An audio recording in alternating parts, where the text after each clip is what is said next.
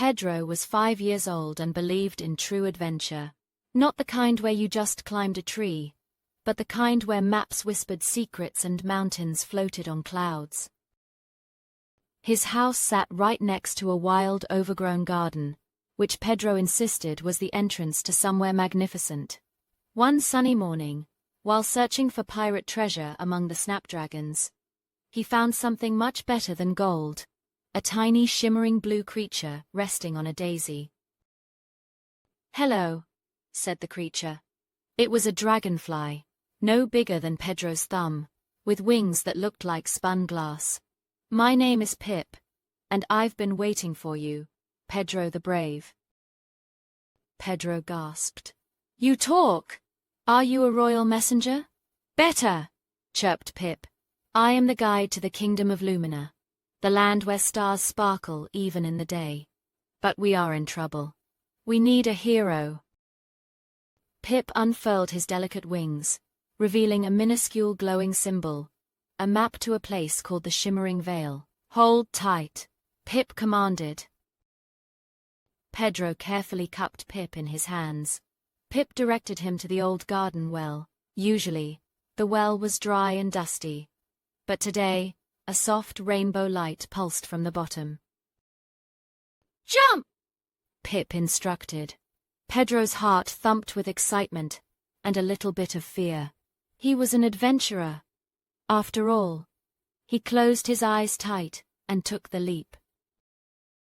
Instead of falling down, Pedro floated up. When he opened his eyes, he was standing on a path made of pure, soft moonlight. All around him stretched the Kingdom of Lumina. It was beautiful, filled with towers made of crystal and trees, whose leaves chimed like tiny bells. But the kingdom was strangely quiet. The Luminians, small people who glowed softly like fireflies, were moving slowly. Their soft glow was dim. "What's wrong, Pip?" Pedro whispered. "The royal glowstone," Pip explained sadly, leading Pedro toward the biggest crystal palace. "It powers all the light and joy in Lumina. Lately, its magic has faded, and now we are all dimming. We need its power back, or our kingdom will fade completely." "How do we fix it?" Pedro asked, feeling a fierce protective surge for the sad Luminians. Helping others was the greatest adventure of all. "We need a sky moss potion, which requires one very rare ingredient, a single dew-kissed moonpetal flower," Pip said. "It only grows on the top of the Whispering Peaks, a mountain too tall for us Luminians to climb when our light is weak." "A mountain. I love climbing," Pedro declared. "Let's go, Pip." The journey was challenging. They climbed slippery crystal slopes and crossed a bubbling river that sang lullabies, trying to put Pedro to sleep. Pedro kept repeating, "Adventure, adventure, adventure," to stay awake. Finally, they reached the highest peak. Just as Pip had described, nestled in a patch of soft moss, was a flower unlike any other. It was pale silver, and covered in drops of dew that shone like captured stars. The moonpetal. Pedro carefully plucked the flower. It felt cold and powerful in his small hand. They rushed back to the palace. The royal Luminians were waiting, looking pale and worried. The glowstone sat on a pedestal, barely flickering. Pedro didn't hesitate. Following Pip's instructions, he placed the moonpetal directly onto the massive stone. At first, nothing happened.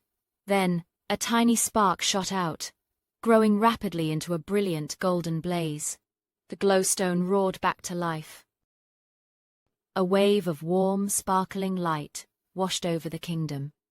The crystal towers shimmered. The chiming trees rang loud and joyfully. Most importantly, the Luminians began to glow, brighter and happier than before. Their smiles returned, illuminating their faces.